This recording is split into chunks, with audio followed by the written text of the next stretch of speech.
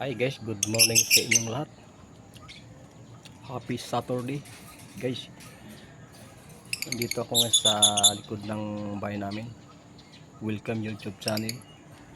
Kasi ito yung mga pananim ng mga anak ko. Ano ka ako hindi na alaga ng husto, kaya ako ngayon may time na mag-ano dito sa mga pananim nila na agbati, sibuyas, ayan o. Mula na naalagaan ko yan guys. Naka-recover na yung lagbati guys. Kaya let's go, samahan si Michael 47 vlog.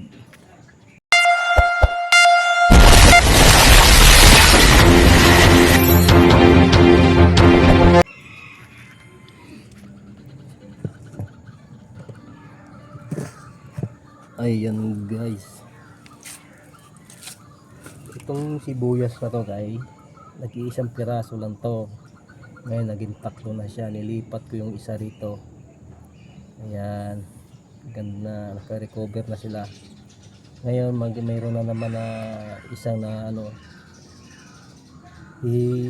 hiwalayin ko na naman, ipaghiwalay ko naman yan para dadami. Yun, nadugyot na itong nagbati dahil nga napabayaan, hindi na ano nang lalagaan sa mga anak ko.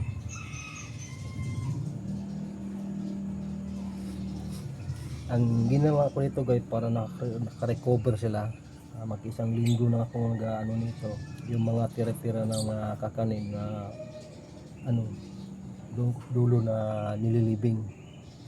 Tulad niya na may timba akong dala, may ano yan, mga tira-tira ng kanin.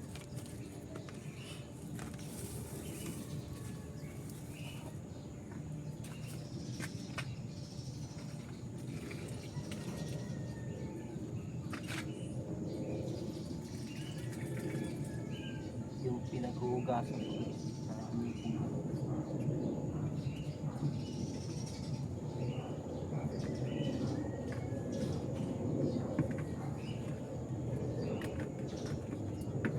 yan na lang, pag tayo nabulok na ito, magiging lupa na ito. Ito yung ginagawa ko na pang-abuno ko dahil pang-abuno.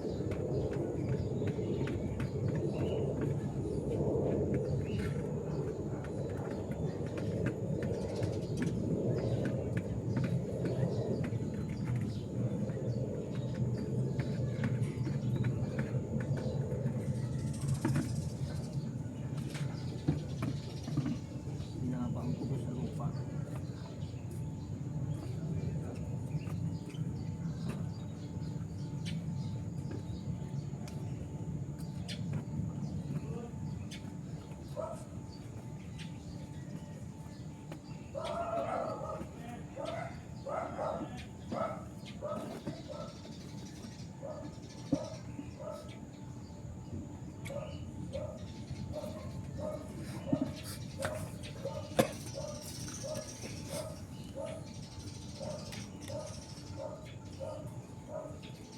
Yan ang ano dyan, sikreto sa mga pananim na hindi nakabibili ng abono.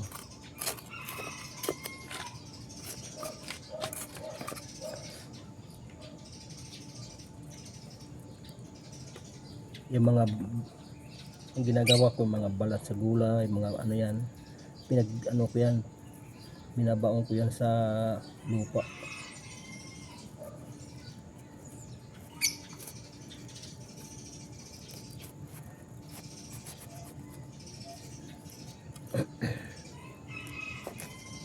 Tulad ito, hiwalay na siya. Dito ko sa kabila itatanim niya.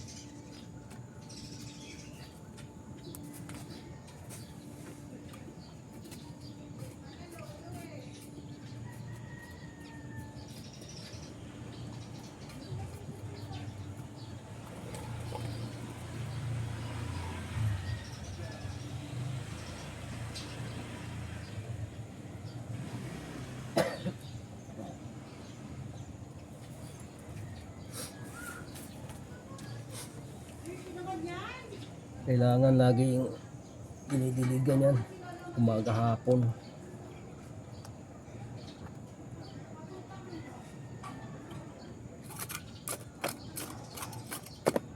lagi mo yung lupa, lagi mo binubungkal yan para yung ano na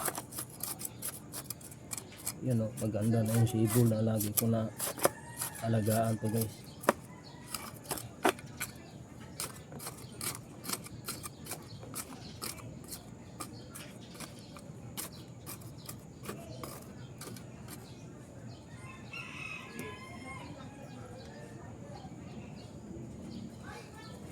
Itong nagbating gumagapang na pader guys oh.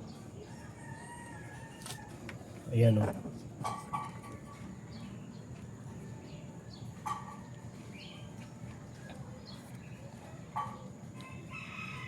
Yan, yung kamatis na din oh, malaki na rin kamatis na tinanim ko guys oh. Mamayang hapon gagawin ko to ng gapangan yan para papunta rito sa taas para pag lumimitas ako, hindi na ako iikot dito sa likod, dito na ako sa butas. Yan. Ang ganda ng sibol ng aking ganda ng sibol ng ang aming alagbati guys oh. Ayan guys oh. Mga may ilang buwan na to, dadami na to, mga talbos. Yan.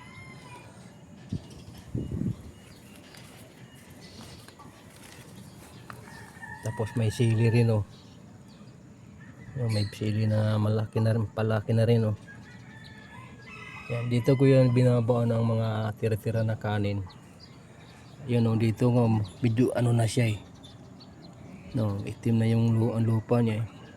Lahat yung pag na ano, yung tulad yung balat mangga, mga ano yan, mga gulay-gulay na ano, mga balat sa mga gulay yan, dito ko ano yan, nilibing. Kasi yung lupa na to ano lang to eh, kailangan pagka nabulok na lahat magiging itim na to lahat yan, lupa yun ang pinaka ano ko, abono.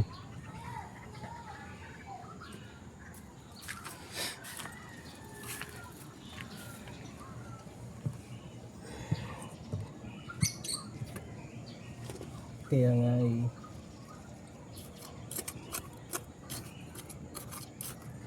yan ang kasabihin, basta masipag ka lang, magtanim ka lang ng magtanim, may aanihin ka.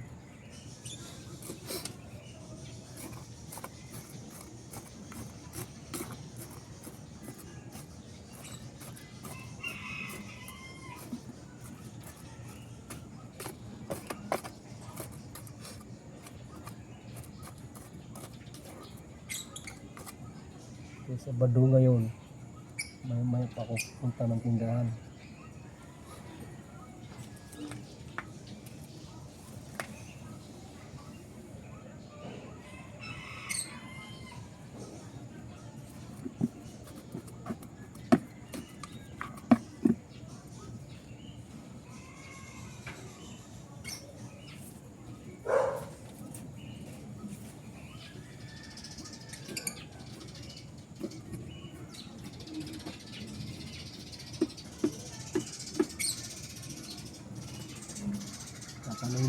Tataniman ko pa rin po na itatanim ko dito na luya.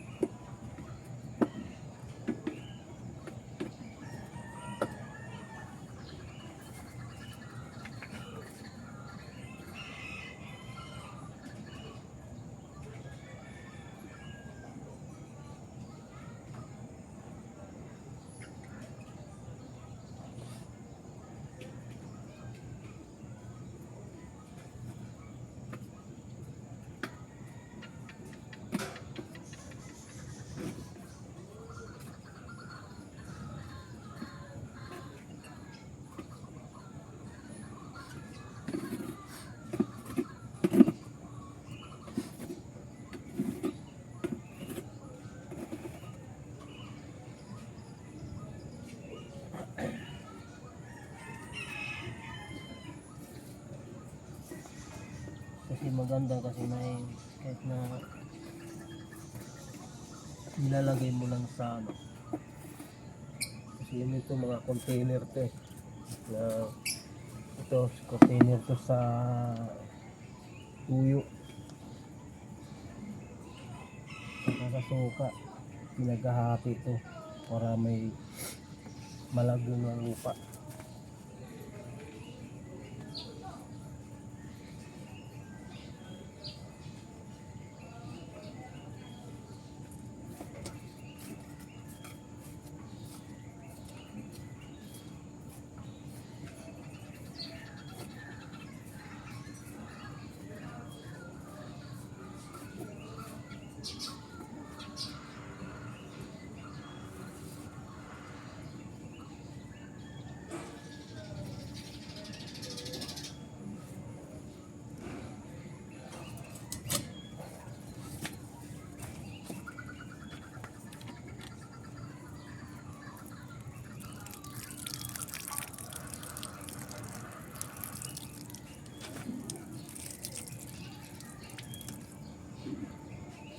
Yung may bunga na siya oh.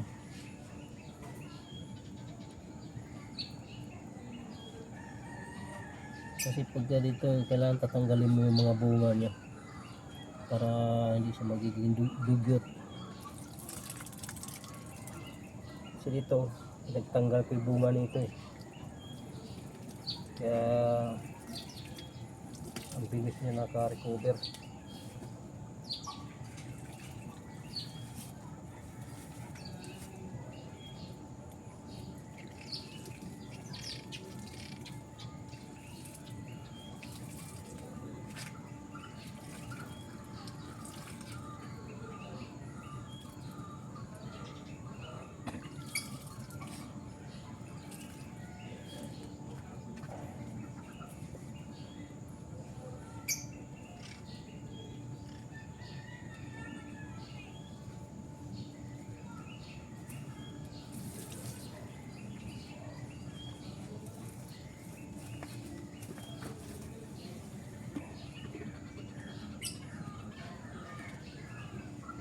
Tatalian ko siya para yung diretso to.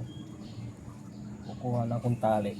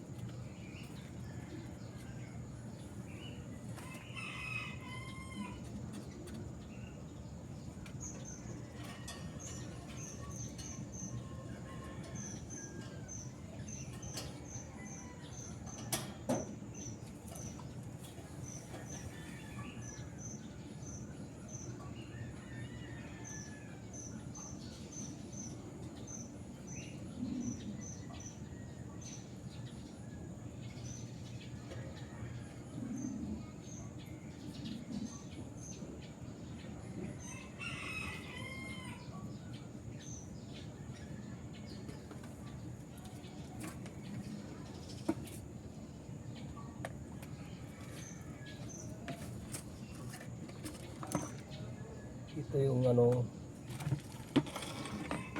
si tanim ng mga anak ko eh. Wala, sobrang busy na rin eh. Nadugyot to. Pero nakaka-recover na rin siya. Nagkakaroon na siyang talbos.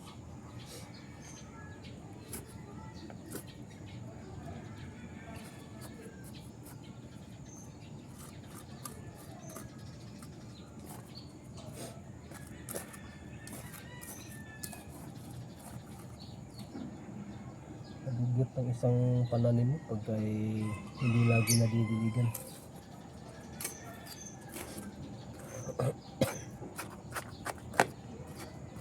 Parang juwa ba? Pagkay hindi mo na bibisita yung juwa mo, magtatampo yun.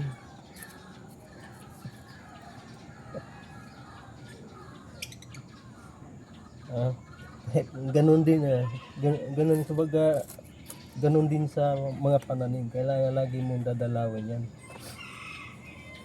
Mabuti yung pananim hanggang ano lang eh, hanggang dilig lang ng ano eh, hanggang dilig lang sa kanila eh.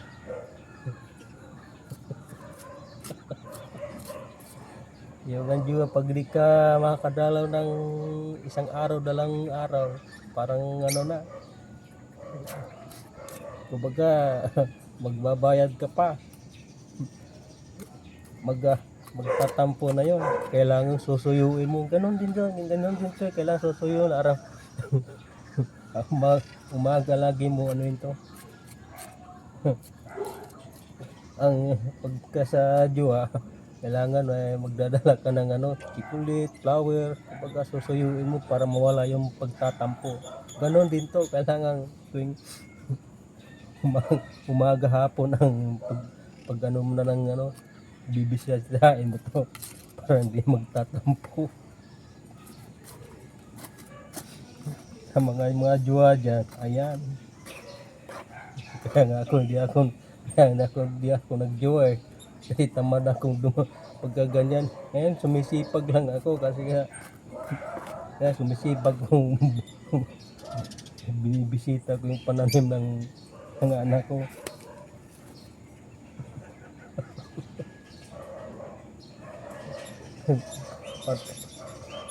Pagdating sa jowa, nako, magastos. Ito, ang gastos mo lang pagod, umaga lang, hapon, bungkalin mo yung kanyang tinatayo sa lupa para magiging ano sila, masigla. Ang jowa, no? Ang jowa, pagka hindi mo mabisita, aba, susuyuin mo, pupunta ka na sa mall, dadalhin mo sa mall, bibilan mo kung anong bilhin mo para magkakabati kayo. Ganun din yung sa ano, is pananim guys. Kailangan susuyuin mo para magiging masigla, para maging masigla rin sila guys. Kaya hanggang dito lang guys, pagbablog ko dito sa pananim ko. Ayan. Bye bye, thank you for watching.